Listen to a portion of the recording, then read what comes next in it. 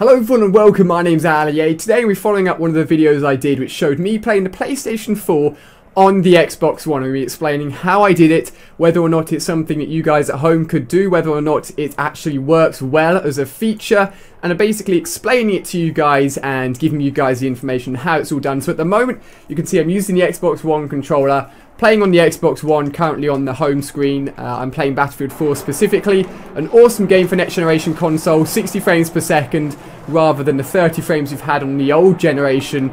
64 players online, looks absolutely awesome. And if I go back to the home menu, you can see there's a snap feature for Xbox One. This is essentially a feature which allows you to snap a different application to the side of your screen while you're playing a video game. So you can go into a party chat, you can go and explore on the internet, but one of the features is TV. And the Xbox One has a HDMI in feature which allows you to plug in a HDMI source and snap that and actually watch it directly through your Xbox One. So technically this is meant for TV, however you can plug in a games console. So I went ahead and plugged in the PlayStation 4. We now snap to the TV HDMI in feature on the Xbox One. You can see that in the top right corner I now have a PlayStation 4. So if I put full screen mode on the PlayStation 4 and then put that controller down and pick up the PlayStation 4 controller, I am now playing PlayStation 4 through the Xbox One. So you still need a PlayStation 4, you still need an Xbox One, you need to be using individual controllers, but technically the PlayStation 4 is being played through the Xbox One. So we've got some more Battlefield 4 here, this time we've got some single player. Looks fantastic. So answering a few questions, the game itself, the PlayStation 4 game being run through the Xbox One, looks just as good as if you were playing the game directly on the PlayStation 4. The sound comes through just the same.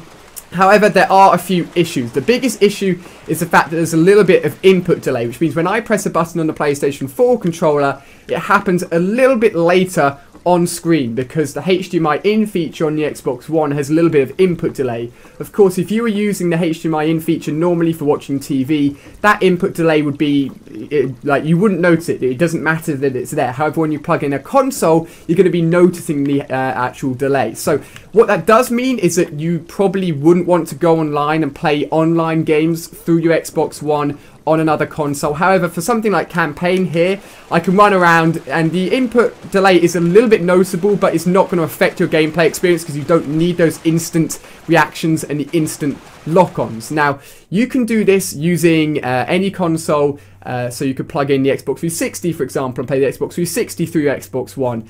But for the PlayStation 3 and the PlayStation 4, they are actually HDCP encoded, meaning that they'll block the recording of anything done through the HDMI. So technically, if you try and plug in your PlayStation 3 or your PlayStation 4 into your Xbox One, the signal won't appear. Now, Sony are actually going to be fixing this and patching it so that you can get around the HDCP at some point early in 2014, so you guys can do the same thing that I'm doing here if you so wish. So that's something just to be aware of. So that's exactly how it's done. We're using Battlefield 4 as an example there. So if you guys want to take a games console and plug it directly into your Xbox One and play a different games console through your Xbox One, you can do so. You can do it for the Nintendo Wii, the Wii U, stuff like that if you wanted to do that as well.